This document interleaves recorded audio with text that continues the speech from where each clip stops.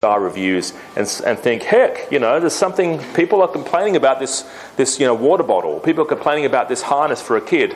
What can I do to make it better? Number 2 is you bundle it. You grab all the stuff, all the water bottles, maybe a water pack, a fanny pack, it could be something related to water, and put it all together and bundle it and create a brand new product. And number 3, improve the marketing. All right, so let's just look at number 1. What is broken? What is wrong? What is broken? What can you get the supplier to fix at little or zero cost? So it's just a matter of jumping on, looking at the customer reviews, looking at the 1 star and finding out what are they complaining about. Is something breaking off? Is there a strap that's not properly attached? Does the paint come off after a couple of uses?